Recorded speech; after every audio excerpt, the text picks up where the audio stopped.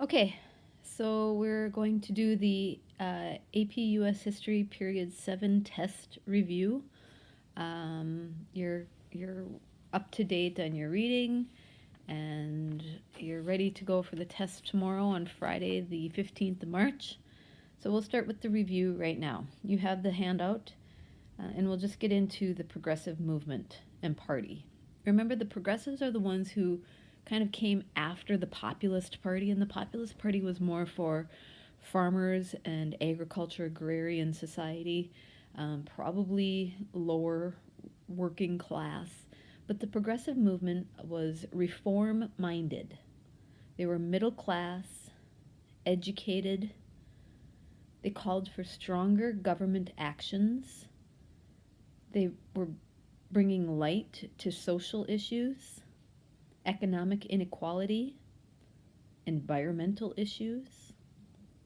So the progressive movement or party was reform minded, middle class, educated people. They called for stronger government actions to bring light to social issues, economic inequality, environmental issues, and many other things. Some of the progressive presidents that we could list would have been Theodore Roosevelt, Taft, Wilson, somewhat, even though they were in different parties, FDR to an extent of his New Deal policies, but they can all be considered progressive party members. Yellow journalism. Yellow journalists exposed injustices that were happening in corruption, working conditions. They were the catalyst for reforms to stir the public. So, yellow journalism exposed injustices, corruption, working conditions.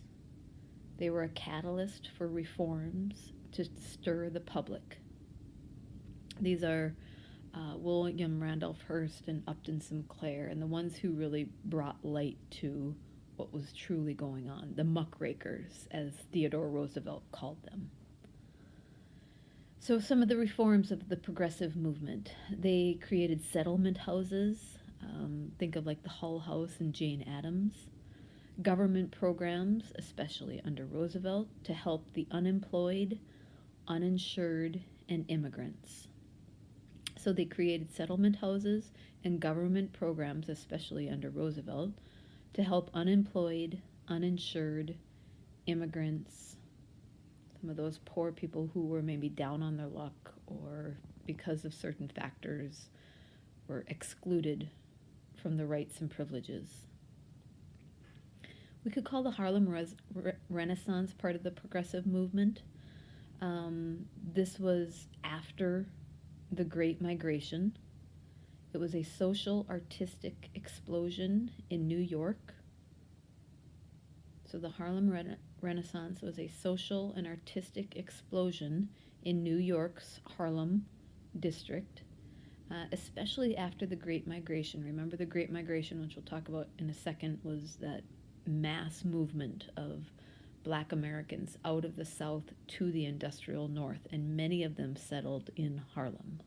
And it creates this explosion of cultural awareness, especially in Black African American social communities. Marcus Garvey was a Harlem Renaissance writer. He began the Universal Negro Improvement Association, to help African Americans gain civil rights and advocated for a return to their homeland. So he pushed for African Americans to go back to Africa. He began the Universal Negro Improvement Association to help African Americans gain civil rights and advocated for a return to their homeland. Langston Hughes was a Black American poet, social activist, writer. His portrayals during the Jazz Age, especially in New York and Harlem, of Black black culture gave a lot of insight. So he was a black American poet and social activist. He gave portrayals during the Jazz Age, especially in New York and Harlem, of black culture in a way that no other really black American writers had before. Some immigration movements. Immigration reached its peak before World War I, and then the U.S. began restricting immigrants. Especially after World War I, there was a concern of communism. So in part, that was the reason why we restricted immigrants. But it reached its peak before World War I. There began to have quotas. The Immigration Act and emergency quota restricted undesirables. And remember, undesirables was a very broad term. Anybody they didn't feel was adequate. Illness or poverty or insanity or whatever they would have thrown into that heap. Part of the Immigration Act was a literacy test. Immigrants had to pass a literacy test. In fact, sometimes they call the Immigration Act of 1917 the Literacy Act. There was a labor force and exploitation of immigrants. Labor unions, especially like the IWW, the International Workers of the World, that was first headed up by Eugene Debs. Think about period 7 with Eugene Debs. But fought for better pay, better hours, better working conditions. And sometimes immigrants were scabs who would take those jobs during strikes. And so they were exploited or unfairly treated. So labor unions, especially like the IWW, fought for better pay, hours, and conditions. But oftentimes, when they went on strike, immigrants were scabs who would take those jobs while other workers were on strike, and would be unfairly ostracized. There was no longer this happy mix in the United States in immigration.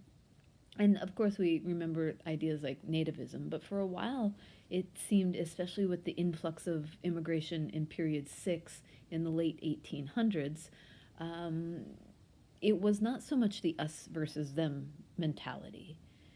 Now, it started to become that. And we can see exploitation, especially in books that you just read, like The Jungle by Upton Sinclair.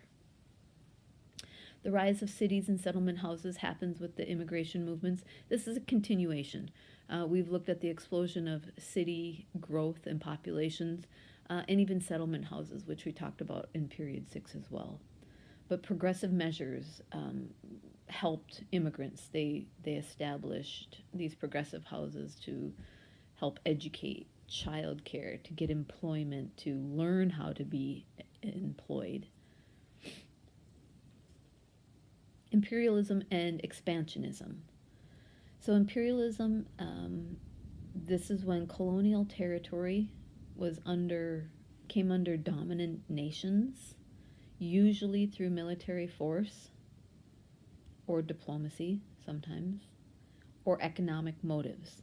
So imperialism was usually through force. Expansionism was usually through economic motives. But either way, it's kind of the dominant nation taking over an area, a colonial territory under dominant nations. Theodore Roosevelt was definitely an imperialist and an expansionist. His speak softly and carry a big stick policy was an aggressive approach to Latin America and the Caribbean especially. Speak softly and carry a big stick, an aggressive approach to Latin America and the Caribbean. Theodore Roosevelt, in his Square Deal, talks about kind of implements the Roosevelt Corollary. It extended the Monroe Doctrine and gave the U.S. the right to act as international police. So it extended the Monroe Doctrine into other areas beyond the United States, really all of the Western Hemisphere, and gave the United States the right to interact and intercede in any place, especially in Latin America and the Caribbean, that they felt they needed to. Mahan, Alfred Mahan, remember he was the author who, in the influence of sea power upon history, he said that a strong navy was needed to secure foreign markets and ensure economic success.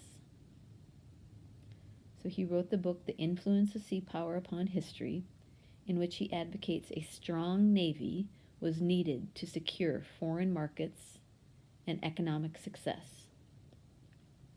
He talked about how it was our right and responsibility to take over the world, and we would do that through a strong navy. When we look at the Spanish-American War, we definitely look at that as both an imperialistic and expansionistic mode or war. We call it the Splendid Little War. And this is U.S. involvement in territorial expansion. Know the buildup and the causes. Know how we got to the point of the Spanish-American War. What was building up to it?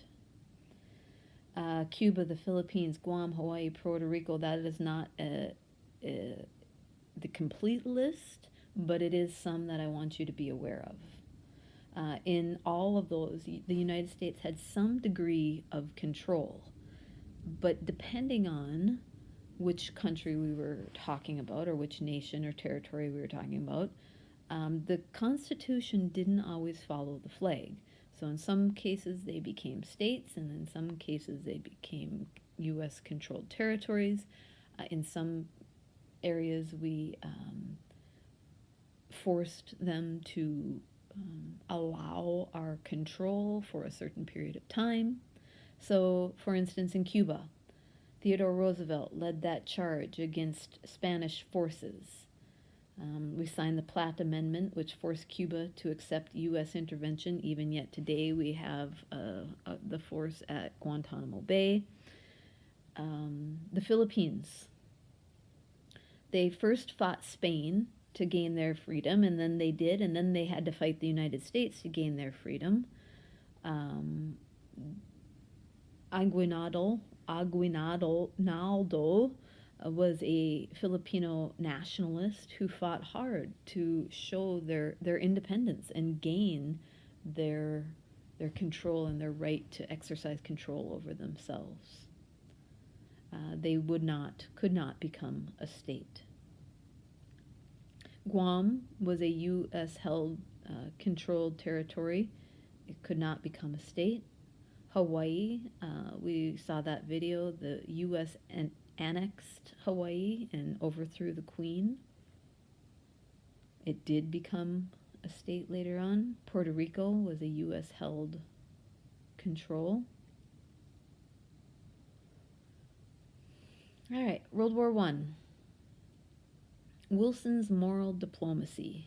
He ran on the platform, he kept us out of war. The United States did not want to go to war. Wilson kept saying, we're not going to war, we're not going to war. Some things happen with events that propel us into war. But Wilson's moral diplomacy was that don't get involved. It's for the good of democracy. And so the less involvement, the better. Part of what was going on in World War I was the Red Scare.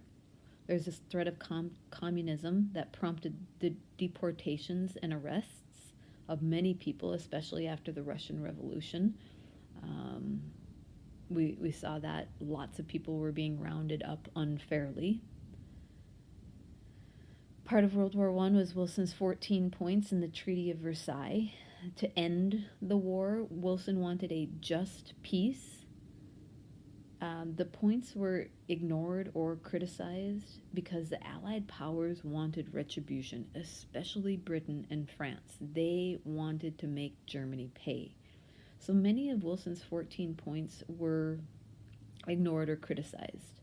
The United States wouldn't ratify the 14 points nor the Treaty of Versailles because they did not want to give up those rights. We as Americans were fiercely independent. We felt that joining the League of Nations and agreeing to the Treaty of Versailles took away some of our responsibility and rights.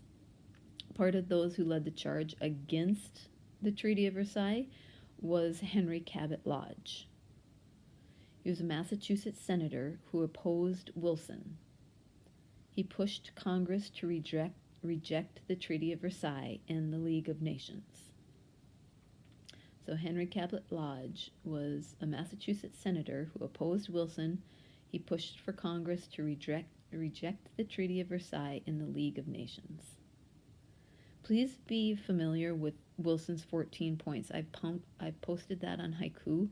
Many of you were gone the day that we looked at that, and even when we looked at it in class, we didn't examine it closely. There's a SHEG document, Stanford History and Education Group, a SHEG document posted on Haiku. Take a look at Wilson's 14 points and be aware of what they're referring to. Hint, hint, nudge, nudge, wink, wink. I'm putting some of those points on and you need to understand them. The Great Migration, part of World War I. This is during and after World War I. There's African Americans moving out of rural South to industrial cities in the North. So part of what was happening simultaneously as the war is raging on in Europe is the Great Migration in the United States, when African Americans were moving out of the rural South to industrial cities in the North and West, for that matter. Mostly to escape Jim Crow laws. Jim Crow laws are, when the Great Migration was happening, they tried to escape segregation and prejudice, get away from sharecropping, find jobs in industry, but they were still met with opposition and racism. Now, this is partly due to the Depression era and competition for jobs, but the Great Migration, part of the reason for it was to escape the Jim Crow laws and segregation and prejudice. However, many Black Americans were still met with opposition and racism, even in the North and the West. But some of that was due to sheer racism, and some of it was due to competition for jobs, especially during the Great Depression. And we see some of those race riots and things happening. Detroit was bad. Tulsa was bad.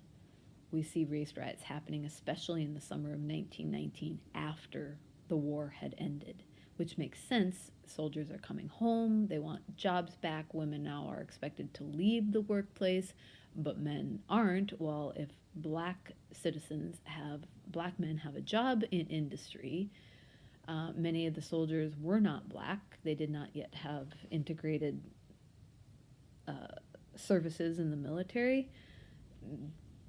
Many fewer black men served. They've got these jobs. You can see how the tensions are going to increase. FDR. He's president during the Depression and World War II. He's a president longer than we've ever seen before. Was elected 4 different times, which says a lot about, even though he was not perfect and not everybody loved his policies, he did some great things for the United States. His alphabet soup of New Deal programs. On the backside, we'll go through quite a few of them that I want you to at least be familiar with. But his New Deal programs dealt with the domestic problems during the Depression. After Hoover made some really, really bad errors, and partly just because he ignored the warning signs, you did the build up to the Great Depression. We see overproduction and consumerism being factors. World War I, the decline of industry after the fact. All of these are things that led to the Depression. But FDR comes along and he deals with some of these domestic problems. Know the difference between reform, relief, and recovery. Reform prevents disasters. It focused on banks, unions, and labor. Relief was immediate, that focused on employment. And recovery efforts were to rebuild, especially in farming and housing. So know the difference between reform, relief, and recovery. The FDIC. The FDIC was created. It insured bank deposits under the Glass-Steagall Act. It promoted stability and public confidence in banks. This is when, remember, FDR shut down all banks. They had a bank holiday. They wanted to stop those bank runs, and so for days, each of them were examined to make sure they were fiscally sound. So the FDIC was created to ensure bank deposits under the Glass-Steagall Act. It promoted stability and public confidence. The AAA, the Agricultural Adjustment Act, this was for farm recovery. It was a policy that paid farmers not to grow crops. This was ruled unconstitutional by the Supreme Court. This is a blow to FDR. As part of, a recovery effort, and remember, recovery is especially for farming and housing, he felt like because of our overproduction, they were paying farmers to allow certain crops to be dormant or not to produce that. The Supreme Court ruled it unconstitutional. The CCC, the Civilian Conservation Corps, this provided immediate relief. It employed people to plant trees, build wildlife sanctuaries, build roads, eliminate stream pollution. They gave a job to pretty much anybody who is willing to do some hard physical work. Creates lots and lots of employment. The Social Security Administration. It was a reform program to give pensions at retirement age. It helped the unemployed, gave unemployment benefits, disability payments. The Social Security Administration is still in effect today. So I hope when I get to the point, and I hope when you get to the point, that you've been paying into Social Security, that you're able to have a retirement check in your old age. But I'm not sure. However, it's still working today. It needs some revamping, but it's still in effect. The TVA, the Tennessee Valley Association, that was both a relief and a recovery effort. It provided employment, but it also helped control flooding. It improved electricity production, helped with dams and agricultural production. So it was preventing, it was rebuilding, and it was also employment. The FERA, the Federal Emergency Relief Association, this established government-funded housing, public facilities. The NIRA becomes just kind of the NRA, the National Industrial Recovery Act. This regulated wages, set production and prices, set minimum wage. This was also ruled unconstitutional. They said that that was going too far. That was too far into socialistic ideals, where you regulated wages and you set production quotas or quantities and prices. So that was also ruled unconstitutional. So not everything that that FDR did was looked at favorably, but a lot of these programs helped millions of people during the Depression. It didn't end the Depression. By no means did it end the Depression. It helped unemployment. It helped unemployment greatly, but it didn't stop the Great Depression. And some of them were looked at as going too far. as being too much of a handout, and sometimes too much even of a hand up. His fireside chats. This was the FDR's mass media radio programs, helped to restore public confidence and build support for his New Deal policies. You know, this is the one thing that probably everybody had access to in some way, shape, or form, whether it was in their house or in a smaller community setting, that everybody could listen to these fireside chats. And it became a social thing almost. It became something that people looked forward to.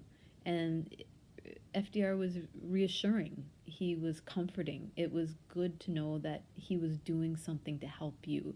And when his voice came over, you felt like he was talking to you. FDR came up with a court packing plan. This was happening when FDR's New Deal legislation was being overturned. He saw an opportunity to expand justices to 15, Supreme Court justices from 9 to 15. He names the justices, of course, as part of the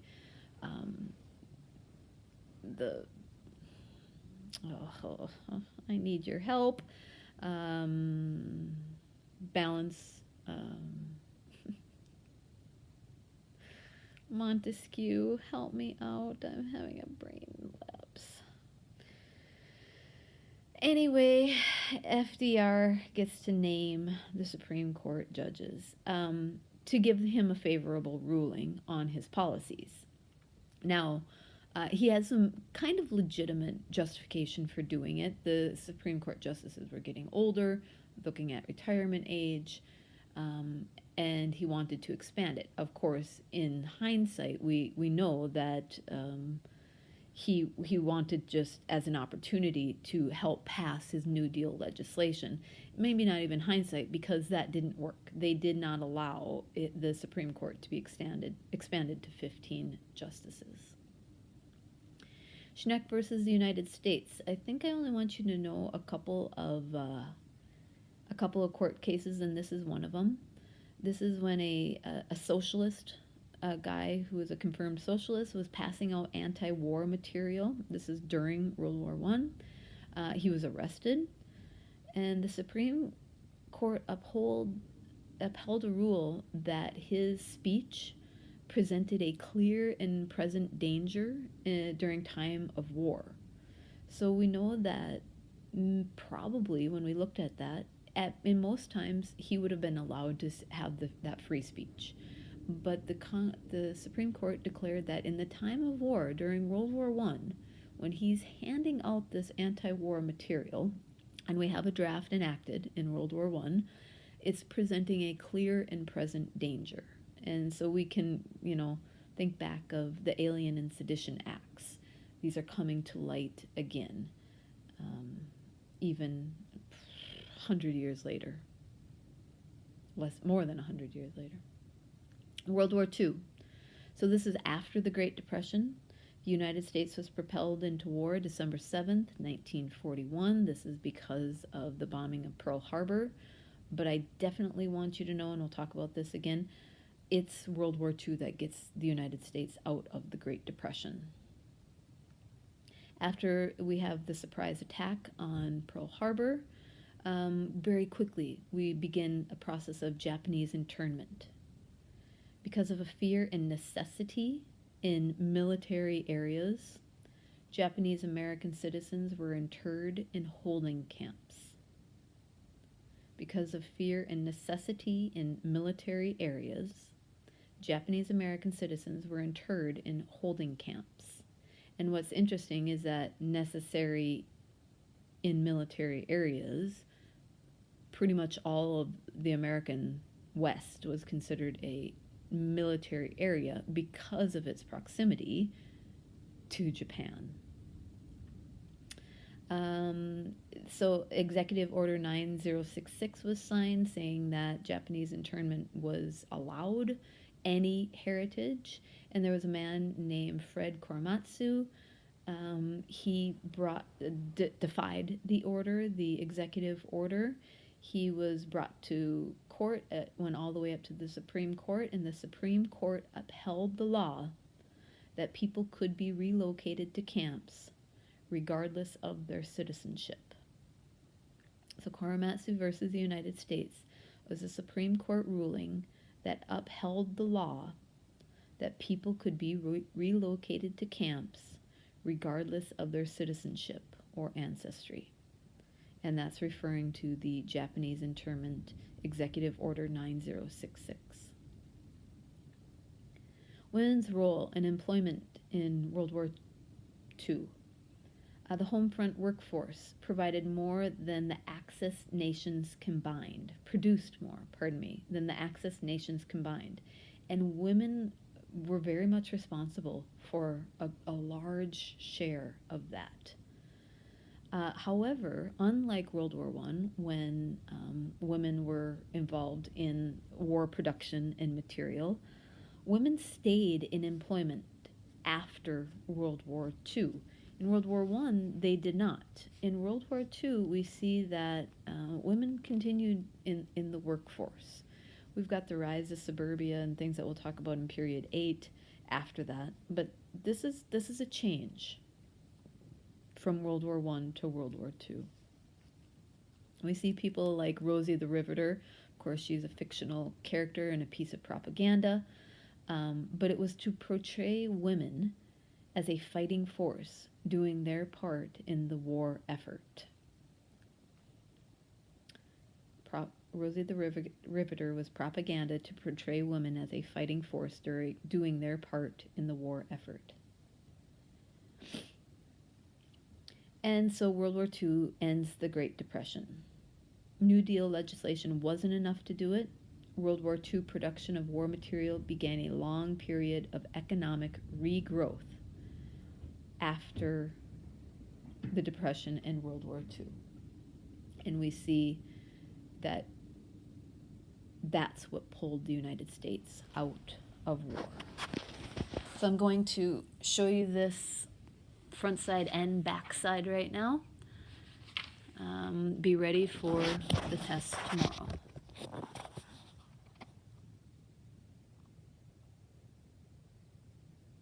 I would say just pause it here.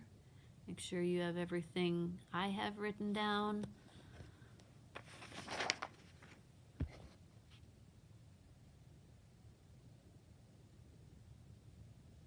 All right, I'll see you tomorrow. 35 multiple choice, 1 SAQ worth 10 points. See you then.